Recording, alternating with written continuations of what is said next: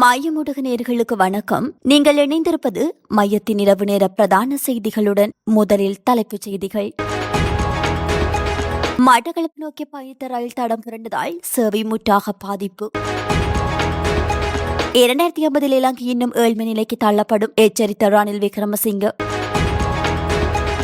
யாழிலிருந்து திரும்புகையில் பேராசிரியர் உயிரிழப்பு, மனைவியும் மரணம், பெரும் துயரத்தில் குடும்பம். விசாரணைகளை நடாத்துவது குற்றப்புலனாய்வு பிரிவினரே, ஞானசார தேரருக்கு நாளிந்த ஜாயதிச பதிலடி. பலத்த பாதுகாப்பு மத்தியில் நீதிமன்றம் வந்த ஹரக்கட்டா. போரை நடத்தியதே நான் தான், பிரித்தானியாவில் முடிவுக்கு எதிராக மஹிந்த ஆவேசம். கொடூரமாக படுகொலை செய்யப்பட்ட பௌத்த பிக்கு, வெளியான தகவல்.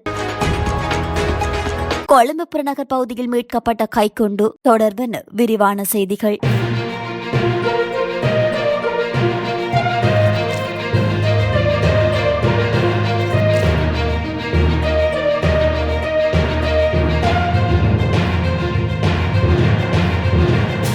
மாகோவிலிருந்து மட்டக்களப்புக்கு வந்த ரயில் மட்டக்களப்பு ரயில் நிலையத்திற்கு அருகில் தடம் புரண்டதன் காரணமாக ரயில் சேவை முற்றாக பாதிக்கப்பட்டுள்ளது. இன்று பிற்பகல் 1 மணியளவில் மட்டக்களப்பு பிரதான ரயில் நிலையத்திற்கு வருகை தந்த புகையிரதமே இவ்வாறு தடம் புரண்டுள்ளது. புகையிரதம் தடம் புரண்டுள்ளதன் காரணமாக புகையிரத நிலையத்திற்கு புகையிரதத்தினை கொண்டுவர முடியாத நிலை ஏற்பட்டுள்ளதாக மட்டக்களப்பு நிலைய பொறுப்பதிகாரி பேரன்பராஜா தெரிவித்துள்ளார். நாளைய தினம் சேவையினை வளமை நிலைமைக்கு கொண்டு வருவதற்கான நடவடிக்கைகள் முன்னெடுக்கப்பட்டுள்ளதாகவும் அவர் தெரிவித்துள்ளார்.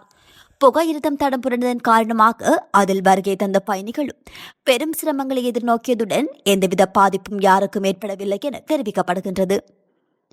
இந்தியாவின் ஆதரவு நிராகரிக்கப்பட்டால் இலங்கை வளர்ச்சியடையாது. 2050 இன்னும் ஏழ்மை நிலைக்கு தள்ளப்படும் என முன்னாள் ஜனாதிபதி ரணில் விக்ரமசிங்க எச்சரித்துள்ளார். நிகழ்ச்சியொன்றில் உரையாற்றிய போதே அவர் இவ்வாறு குறிப்பிட்டுள்ளார். இந்தியா எமது நெருங்கிய அண்டை நாடு, அது அமெரிக்கா, ரஷ்யா அல்லது சீனா அல்ல. எனவே இலங்கை செய்ய வேண்டியது இந்த உறவை சிறப்பாக பயன்படுத்துவதாகும். இலங்கை தனது வேலையை இந்தியா மூலம் செய்ய வேண்டும். அந்த நேரத்தில் இலங்கை 4.3 பில்லியன் அமெரிக்க டாலர்களை பெறவில்லை என்றால் நமது நாடு என்னவாக இருந்திருக்கும்? இந்தியாவின் அதானி குழுமத்தின் முதலீட்டு முயற்சி இலங்கைக்கு மேலும் பல முதலீடுகளை கொண்டு வந்ததாக அவர் சுட்டிக்காட்டினார். முதலீட்டை முன்னுரிமையாக கொண்டு இலங்கை முன்னேற இதுவே ஒரு வழி. இந்தியாவை நாம் நிராகரித்தால் நாம் ஒருபோது வளர்ச்சியடைய மாட்டோம் என்று அவர் எச்சரித்துள்ளார். எந்த அரசாங்கம் ஆட்சியில் இருந்தாலும் முன்னேற இந்த பாதை பயன்படுத்துவதில் கவனம் செலுத்த வேண்டும் என்று முன்னாள் ஜனாதிபதி ரணில் விக்ரமசிங்க தெரிவித்துள்ளார். கடந்த 18ஆம் தேதி யாழ்ப்பாணத்திலிருந்து திரும்புகையில் விபத்தில் சிக்கி கலனி பல்கலைக்கழகத்தின் பேராசிரியர் ஒருவர் உயிரிழந்த நிலையில் படுகாயமடைந்து வைத்தியசாலையில் அனுமதிக்கப்பட்டிருந்த அவரது மனைவியும் சிகிச்சை பலனின்றி இன்று உயிரிழந்ததாக போலீசார் தெரிவித்துள்ளனர்.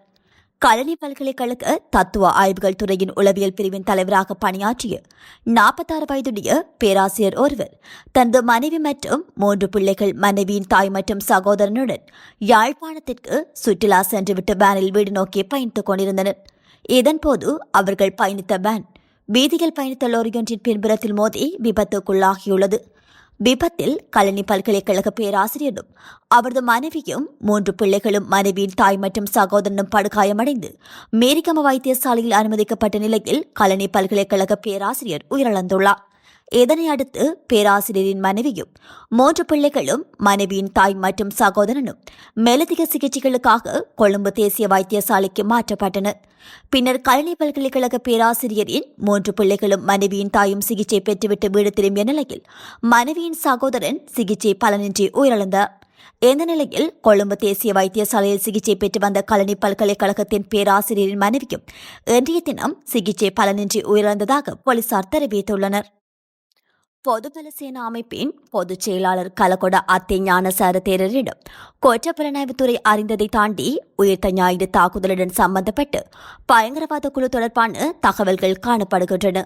எனவே அவற்றை அவர் குற்றப்புலனாய்வுத்துறையிடம் ஒப்படைக்க முடியும் என அமைச்சரவை பேச்சாளரும் அமைச்சருமான நலிந்த ஜாயதிச தெரிவித்துள்ளார். ஊடகங்களிடம் இந்த விடயத்தை குறிப்பிட்ட அவர் குற்றப்புலனாய்வுத்துறை இந்த வலையமைப்பை வெளிக்கொணர ஒரு பாரிய நடவடிக்கையை மேற்கொண்டு வருவதாக அவர் தெரிவித்துள்ளார். இந்த நிலையில் தேசிய பாதுகாப்பின் நலனுக்காக தங்களிடம் உள்ள எந்தவொரு தகவலையும் பாதுகாப்பு படையுடன் பகிர்ந்து கொள்ள அனைத்து குடிமக்களுக்கும் பொறுப்பு உள்ளது என்று அவர் குறிப்பிட்டுள்ளார். 2 ஊடக சந்திப்புகளில் பேசிய ஞானசார தேரர் தன்னிடமுள்ள எந்தவொரு தகவலையும் ஜனாதிபதி மற்றும் பாதுகாப்பு செயலாளரிடம் மட்டுமே பகிர்ந்து கொள்ள முடியும் என்று அவர் குறிப்பிட்டுள்ளார். இருப்பினும் ஜனாதிபதி விசாரணைகளை நடாத்துவதில்லை, குற்றப்புலனாய்வு பிரிவினரை விசாரணைகளை மேற்கொள்கின்றனர் என்று அமைச்சர் ஜெயதிச சுட்டிக்காட்டியுள்ளார்.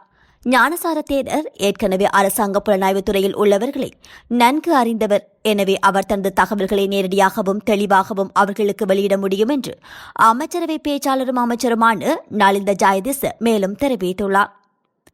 இலங்கை பாதாள உலக கும்பல் உறுப்பினரான ஹரக்கட்டா என்று அழைக்கப்படும் நதுன் சிந்தக நீதிமன்ற வழக்கு ஒன்றிற்காக இன்று காலை மாத்தறை நீதிமன்ற வளாகத்திற்கு அழைத்து வரப்பட்டார். பலத்த பாதுகாப்பு மத்தியில் கரக்கட்டா நீதிமன்றத்திற்கு அழைத்து வரப்பட்டதாக தெரிவிக்கப்படுகின்றது. அதேவேளை கடந்த நாட்களில் பாதாள உலக கும்பல் உறுப்பினரான கனேமுல்ல சஞ்சீவ நீதிமன்றம் அழைத்து வரப்பட்ட போது நீதிமன்றத்தில் வைத்து சுட்டுக் கொல்லப்பட்டமை குறிப்பிடத்தக்கது. விடுதலை புலிகளுடனான போரில் இலங்கையின் முன்னாள் பாதுகாப்பு அமைச்சர் சவேந்திர சில்வா, முன்னாள் கடற்படை தளபதி பசந்த கர்ணகொட மற்றும் முன்னாள் ராணுவ தளபதி ஜகத் ஜாயசூரிய ஆகியோருக்கு எதிரான எந்த குற்றச்சாட்டுகளும் எங்கும் நிரூபிக்கப்படவில்லை என முன்னாள் ஜனாதிபதி மகிந்த ராஜபக்ஷ தெரிவித்துள்ளார்.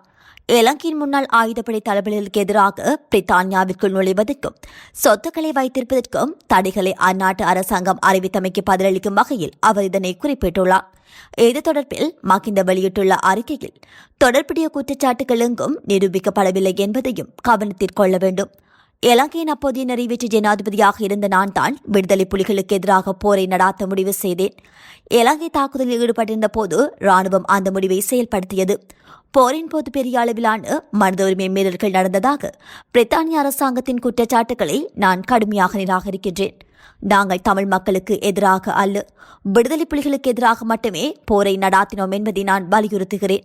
2004ஆம் ஆண்டு விடுதலை புலிகள் அமைப்பிலிருந்து வெளியேறி பின்னர் ஜனநாயக அரசியலில் நுழைந்து கருணா அம்மான் என்ற விநாயகமூர்த்தி முரளிதரன் மீது தடைகள் விதிக்கப்பட்டிருப்பது விடுதலை புலிகளுக்கு எதிரான தமிழர்களை தண்டிப்பதன் மூலம் விடுதலை புலிகளுக்கு ஆதரவான தமிழ் புலம்பெயர்ந்தோரை திருப்திப்படுத்த எடுக்கப்பட்ட ஒரு நடவடிக்கை என்பது தெளிவாகிறது என அவர் குறிப்பிட்டுள்ளார்.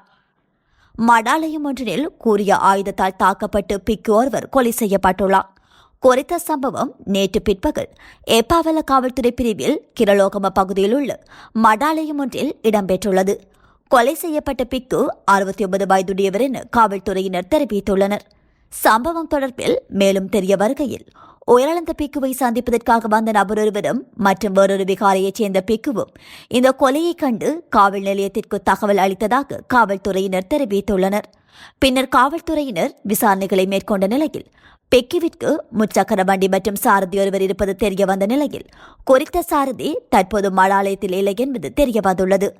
குறித்த முச்சக்கர வண்டி சாரதி பற்றி தகவல்கள் இன்னும் வெளியாகவில்லை என தெரிவிக்கப்படுகின்றது.